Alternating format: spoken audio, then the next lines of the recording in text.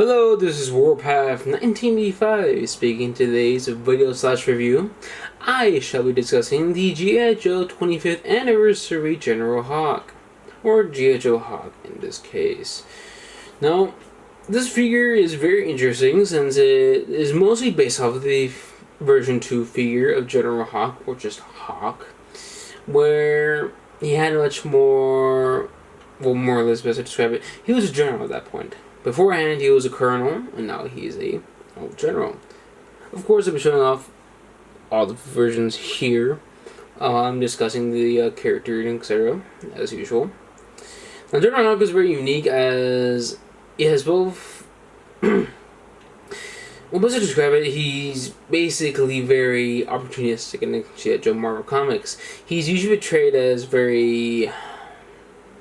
cold, as I describe it. He's obviously a leader, but he will obviously be very opportunistic towards his men and obviously use them for not so very kind ways. For example, in one issue, to try and provoke a conflict or was a reason to go to Cobra Island, he told him, because it was just announced that Ripcort's girlfriend was in prison in Cobra Island, and thusly Ripcord parachuted down there to rescue her. Because of this, they eventually had their decision over to go and rescue him, and thusly invade Cobra Island, etc., etc. This kind of happens a lot throughout the Marvel comics, and thus he portrays General Hawk as, yes, a good leader, but also the opportunistic one, and a leader that will pretty much take whatever action to truly succeed in battle. In the cartoon, it's a lot more different. He's a lot more caring for his men. He wants to very much see them. I'd rather see them more as a family, more just as a true team. He rather wants men to be treated as more as actual people, not only as just tools, unlike Marvel Comics. So both of them are very different portrayals, and obviously there's other versions like Resolute. I shouldn't think it's Resolute, right? Renegades, and also the Res Cover movie, where both of them are very similar but also very different. Where Hawk is portrayed as a much more older person, and also is best to describe it, grizzled, I suppose is the best way to describe his character in those shows and movies. Other continuities, etc., also portray him as either one for the Marvel comic and also the cartoon, but that mostly just depends on what media it's pretty much based off of. Right now, the Image comics, they are going for more of a Marvel comic approach where it's a lot more cold, but there is a hint that he might be a mixture of both Marvel and Sumbo versions, where he's a lot more kinder in general cares for his men.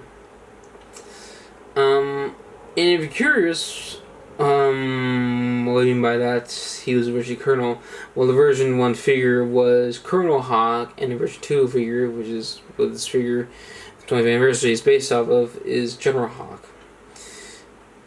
Of course, he's not the only general or even the true leader of G.I. Joe. That would technically go to either Joe Colton or General Flagg Jr. in that case, because General Flagg beforehand had died and almost was assassinated by Major Blood. And those leadership and titles of G.I. Joe will go to them.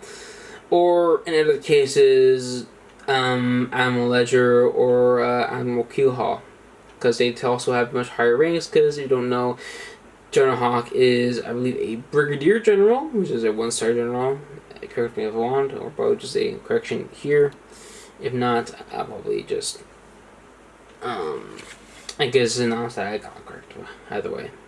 Of course, he eventually got promoted to a 2-star general, which I can't remember what I call it, but I'll put the name on the screen here.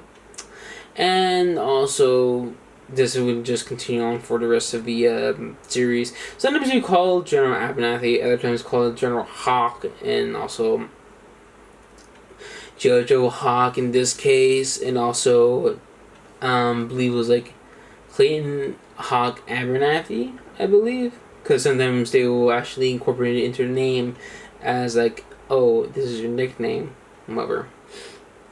It's very interesting and also very common in G.I. Joe, especially during the mid 2010s. But obviously, it kind of just died out, especially current now in the very recent classified series, where it's still technically going on. Because obviously, if you just put their full name, their first and last name, and then their code name as a nickname, you can obviously create a license a lot easier. Because obviously, those names are associated with those characters, especially since for years we had to deal with the General Hawk being called either Clayton Abernathy or General Abernathy or even General Tomahawk.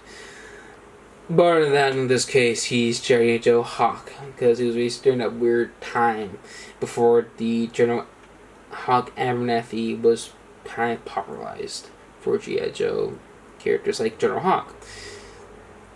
The figure itself is very unique since it does obviously reuse, almost uses the 2007 articulation scheme with G.I. Joe 20th anniversary, with some of its faults and other problems here and there.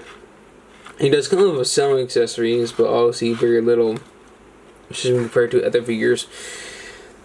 He comes with a removable helmet, which has molded on goggles. This helmet, although it is very similar to his Super Cobra /50 anniversary versions, is not the same since those figures have removable goggles. Well, this one does not. It has a removable backpack, very similar to both the original version 2 figure and also the later released classified cartoon colored version, and also the Pursuit of for the anniversary version. And if you're curious, yes, there was a cartoon version of this figure, because this figure, like I said before, is based off the toy. And technically not the cartoon, but the comic book, while the other figure is based off the cartoon, where it has a little palette of costume rubber, which is a lighter palette. He also has a third accessory, which is I can speak English. A rather large 1911, which still is technically the largest 1911 you can have in the 1/18 scale. I'm trying to focus, but it's very small.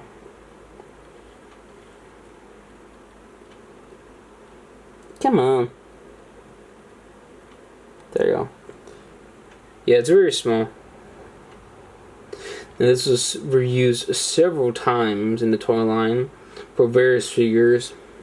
And I believe it first came with Duke, I believe. Which is kind of the big reason why this holster, although yes it does fit it in there, holds onto it pretty well, it is quite very loose and will occasionally fall out. Well, at least I think, am I?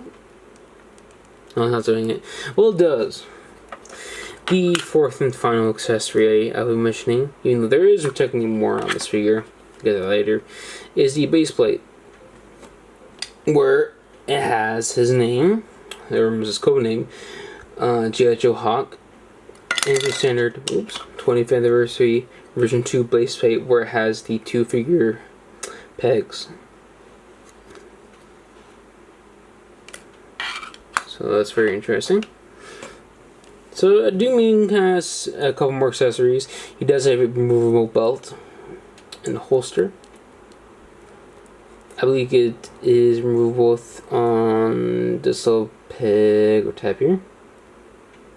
Oh, we're not really sure. It also has a removable holster here, but it is technically not supposed to be removable because it is a series here glued on.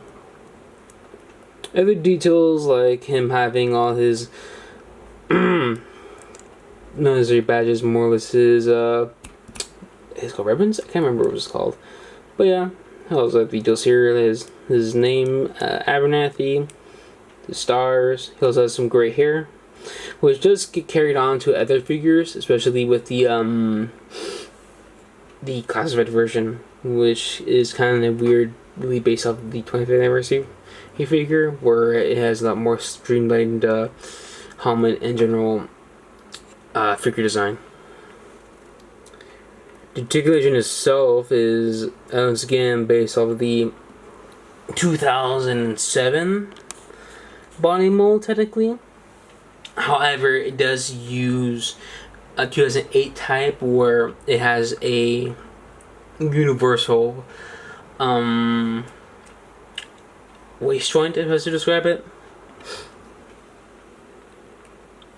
But in general, he has a ball joint, hinged shoulders, hinged elbows that are very limited, swivel wrist, can move side to side on the waist joint, and has a very good ab crunch and a decent back, or what's that? I think it's called arcing back.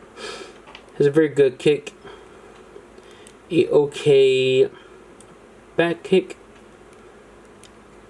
a very nice knee bend, and a very much decent, more or less, ankle hinge. So it's somewhat limited to the figure, his articulation, or most with the figure's articulation, because it does still have those weird 20th anniversary qualms, like once again the molding causing the arms or the elbows being very limited and not even going a full 90 degrees, and also the hands being fixed to a specific way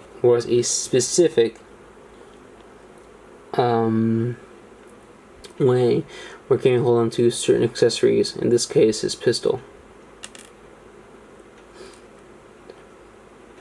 And in the other case, he has a trigger for your hand, even though this was a pointing hand, and because of that, the other hand has a tough time holding on to the figure's pistol. Which sucks, but it definitely does the job as a good General Hawk figure. Especially since if you want to get General Hawk that's based off of the version 2 figure, that is in 1/18 scale, this is your best bet, since the other version, although it is technically still readily available, is very expensive.